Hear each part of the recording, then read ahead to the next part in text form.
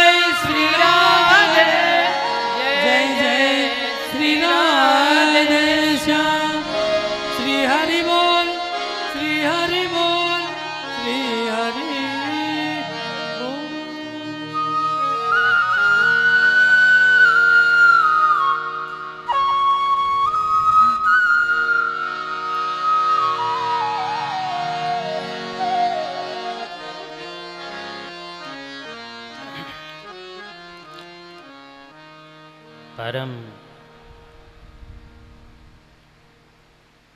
कृपालु अनहद करुणा में अनहद वात्सल्य में भगवान श्री बालकृष्ण परम औदार्य में परम प्रेममय, परम वात्सल्यमय, परम करुणामय मां राधिका रानी ની પરમ અનુકંપા ના પ્રસાદ રૂપે આપણે સૌ એમના ગુણગાન, એમના ચરિત્ર દર્શન, એમના ચરિત્રનું દિગ્દર્શન કરવા માટે શ્રીમદ ભાગવત મહાપુરાણના આ ભાવ પ્રદેશમાં એકત્રિત થયા છીએ.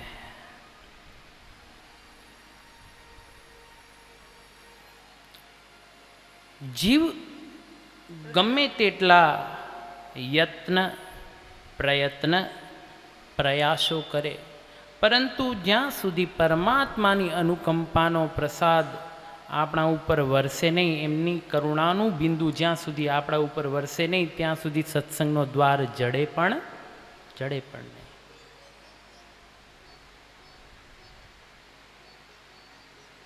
આપણી પહોંચ ક્યાં સુધી?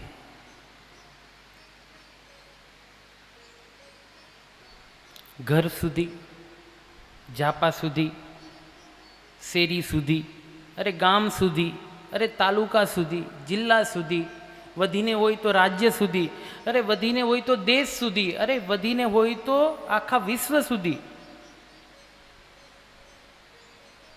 પરંતુ બ્રહ્માંડ જેમના ઈશારા ઉપર નાચે છે, એ પરમાત્માની અનુકંપાનું જ્યારે અશ્રુબિંદુ, કરુણા બિંદુ, પ્રેમ બિંદુ જ્યારે જીવ ઉપર વરસે છે, ત્યારે એની પહોંચ એટલી થઈ જાય છે કે એની પહોંચ આપણાથી મપાય એમ નથી, એ અમાપમાં વહી જાય છે.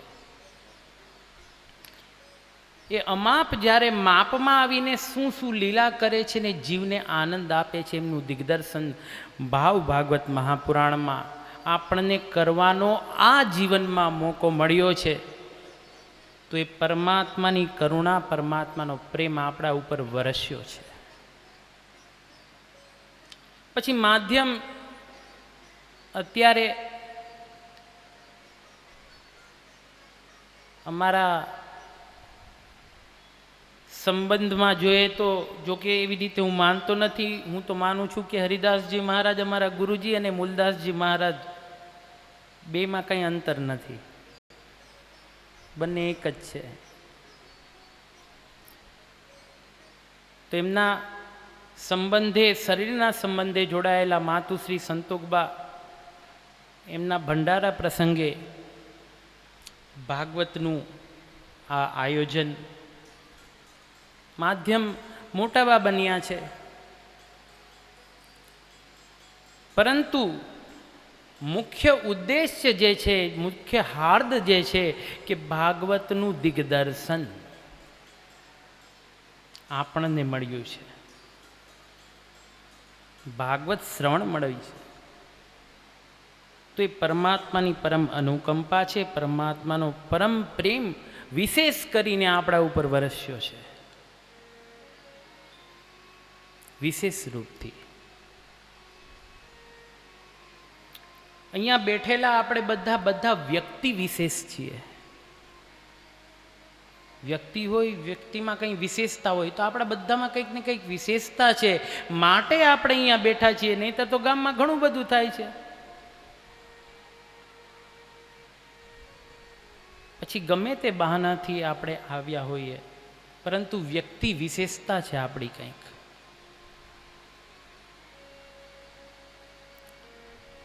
આપણા પૂર્વજોનું બેલેન્સ બાપુ વારંવાર યાદ કરાવે કે આપણી પૂર્વજોની પેઢીમાં પુણ્ય અર્જિત કર્યું હતું, એ પુણ્ય અર્જિત કરેલું હતું, એ આપણને કામમાં આવ્યું ને આપણે અહીંયા સુધી પહોંચી શક્યા.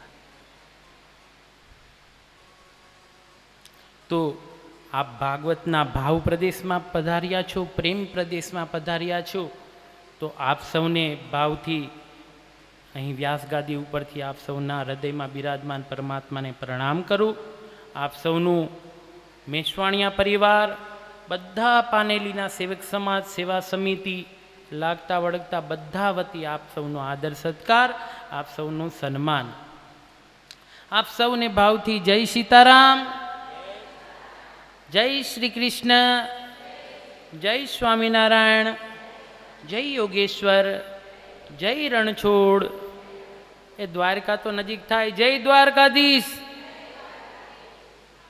જય રામાપીર, જય ગુરુ મહારાજ, જય માતાજી, જય ઠાકર,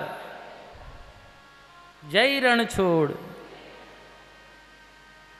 બાકી જે બાકી રહી ગયા હોય એ હરિબોલમાં સમાઈ જાજો. બધાને હરિબોલ, હરિબોલ, હરિબોલ.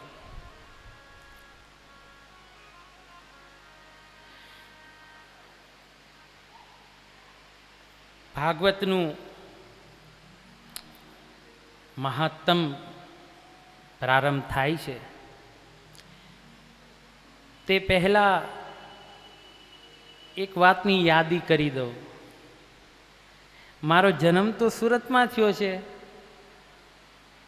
પણ મારા પરંપરાનું ગામ તો આ જ કહેવાય. તો તમારો જ બાળક તમારી પાસે ખોડામાં બેસીને કથા કરે છે.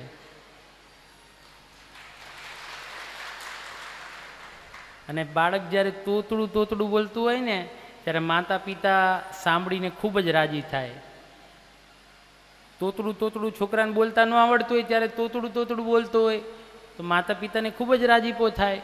તો મને પણ ખબર છે, મને પણ ખ્યાલ છે કે આપ સૌને પણ રાજીપો થતો હશે કે કાલે આ જ ગામની અંદર આ જ હંસમુનિ નાનો એવો હતો અને અમારા બધાના ખોડામાં રમતો હતો. પાછળની શેરીમાં અમે ક્રિકેટ રમતા હતા, બધું યાદ છે. ઓલી માળીના કેટલી વખત બલ્બ ફોડી નાખ્યા, બધું યાદ છે અમને. ડોસીમાં પાછળની શેરીમાં રહેતા હતા. એટલે આ ગામ સાથે સંબંધ જોડાયેલો છે. તો હું તો તમને માનું જ છું, માતા પિતા મારા બધા તમે માતા પિતા છો.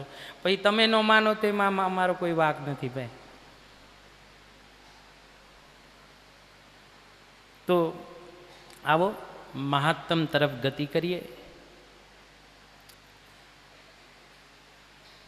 મંગળા સમયની કથામાં આપણે મધ્યાહન સમયે એક શ્લોક શ્રવણ કર્યો હતો ભાગવતજીનો. નિગમ કલ્પતરોર્ગલિતં ફલં સુખમુખાદ મૃતદ્રવ સંયુતમ પીવત ભાગવતં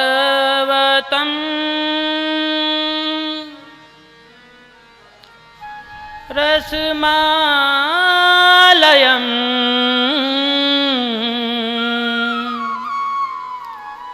મુહુરહો રસિકા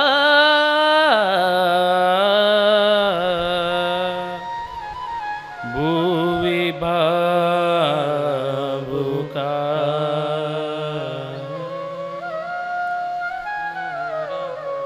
મુહુરહો રસિકા ભુવિ ભાવુકા. તો ભાગવતજીના પ્રથમ શ્લોકની અંદર જ સુખદેવજી મહારાજે વર્ણન કર્યું છે કે ભાગવત છે, વસ્તુ છે, પરંતુ કોના માટે, કયા વ્યક્તિના પાત્રની અંદર આ સમાશે. મુહુરહો રસિકા, રસિક જનોની અંદર. રસિક જન એટલે કોઈનું નામ રસિક હોય અને એની અંદર સમાય એવું નથી. જે વ્યક્તિ રસાસ્વાદન કરે છે એમની અંદર ભાગવતજી બેસે છે, એમની અંદર ભક્ત ચરિત્ર બિરાજમાન થાય છે, ભગવત ચરિત્ર, ભગવત તત્વ બિરાજમાન થાય છે. ભગવત તત્વ કે ભાગવતનું નામ જ ભાવવત છે. ભાગવતનો અર્થ પહેલા તો જોઈએ, કેમ કે જે વસ્તુને આપણે 7 દિવસ સુધી આપણે બધું કામ મૂકીને સાંભળવાના છીએ એ છે શું? કોઈ વસ્તુનું આપણે મહત્વ જાણીએ ત્યારબાદ એ વસ્તુને આપણે લઈએ છીએ.